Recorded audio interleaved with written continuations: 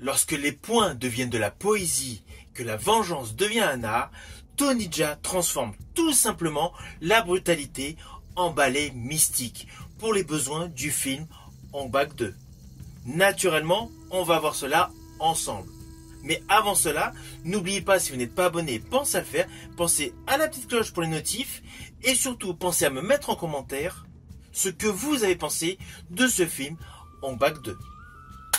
Let's go!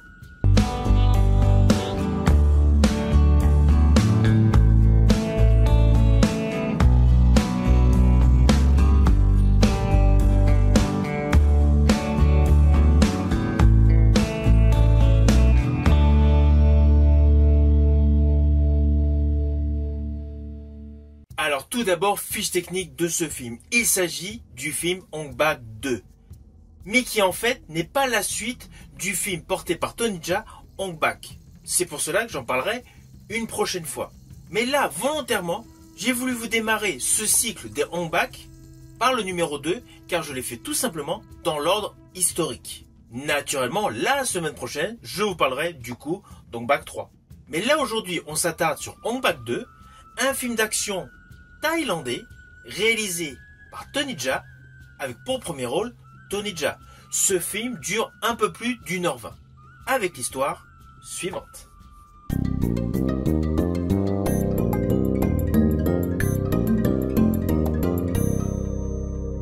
Alors sans avoir de date précise, nous nous retrouvons dans une Thaïlande ancienne. On y découvre un jeune homme, Tien, qui a sa vie qui est totalement bouleversée par la trahison et la violence. Alors les images sont choc et trash d'entrée de jeu. À la suite de cette ouverture de film assez scabreuse pour le personnage, celui-ci est recueilli par une bande de brigands qui lui apprennent l'art de combattre. Les années se succèdent extrêmement rapidement et celui-ci devient un guerrier redoutable, interprété naturellement par Tonija. Mais sans que son entourage s'en aperçoive, en fait, il est ému essentiellement par un désir de vengeance. Ainsi, entre quête de violence, d'épreuves physiques et de recherche identitaire, son personnage va traverser moult péripéties. Ainsi, cet opus Ong Bak 2 retrace tout simplement la genèse de ce personnage de légende. Alors, ne vous inquiétez pas, comme d'habitude, vous me connaissez, je ne veux pas du tout vous spoiler, surtout si vous ne connaissez pas ce film de 2008. Mais sachez qu'essentiellement, c'est un film axé sur le visuel, tant pour les chorégraphies de combat que pour la photographie qui est sublime. Chaque plan séquence, chaque scène vous dévoile la Thaïlande du XVe siècle, avec des couleurs extrêmement chatoyantes et des contrastes de folie. Toutes les couleurs vives ressortent pleinement au cœur d'une colorimétrie dominée par les ténèbres. On va pas se mentir, l'atout principal de ce film est le côté visuel. Ce film impressionne totalement. Les chorégraphies martiales sont faites avec une véritable dextérité, une fluidité totalement en adéquation avec tout ce que vous avez pu voir dans les films Wuxia, Made in China, avec un mélange d'arts martiaux totalement innovant.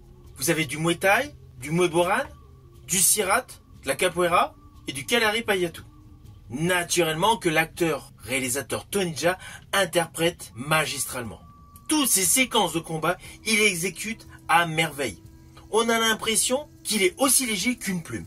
Et sa souplesse d'exécution est accompagnée par des caméras hors normes. Chaque mouvement de son corps est totalement encadré par moult caméras et objectifs. Vous allez le voir, à chaque fois qu'il y a des coups dans ce film, on a l'impression que tout le côté organique reçoit des frappes avec un style brutal.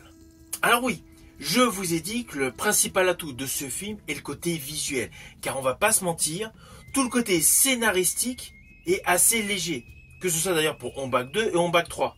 Ce film Ong Bak 2 est davantage pour mettre en exergue les prouesses de combat, d'acrobatie et de souplesse de son interprète principal, Tonija. Ainsi, il y a un petit côté qui peut paraître confus à un moment donné. Alors, sans vous dévoiler, mais il y a une scène d'action, on est tellement pris dedans, on finit par se demander, mais au fait, pourquoi elle est là, cette scène d'action?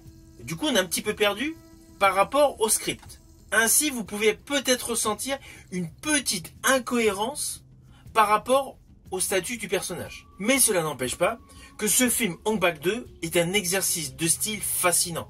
Car sous couvert d'action movie, il y a beaucoup de clins d'œil aux bouddhistes et beaucoup de références aux éléphants. Car en Thaïlande, la place des éléphants est ultra importante. Ce film a davantage une ambition mythologique sur l'origin story de la Thaïlande, avec un côté très punchy. Ceci dit, au vu de ce film, c'est vraiment dommage que Tony Jaa n'a pas une carrière beaucoup plus importante que ce qu'elle n'est actuellement. Car c'est indéniable, c'est un combattant hors pair, un actionneur hyper efficace, et surtout un véritable artisan du film d'action Made in Thailand. Car ce film, basé essentiellement sur l'action, les chorégraphies de combat et les effets de style visuel, est un film spectaculaire. C'est un film exclusivement pour les aficionados de scènes de combat. Alors au final, naturellement, c'est un film que je vous invite à découvrir. Il est disponible sur pléthore de plateformes de streaming, mais également en support physique via DVD ou Blu-ray. Ce n'est pas le plus grand film de tous les temps en termes d'histoire, en termes scénaristiques, mais en termes visuels, c'est une véritable pépite. Alors Ong Bak 1 avait un succès impressionnant, mais moi perso, je préfère Ong Bak 2 et 3. C'est pour cela que j'ai décidé de vous en parler. Cette semaine, je vous ai donc présenté Ong Bak 2. La semaine prochaine, je vous présenterai Ong Bak 3. N'hésitez surtout pas à me mettre en commentaire l'opus que vous avez préféré de cette trilogie Ong Bak.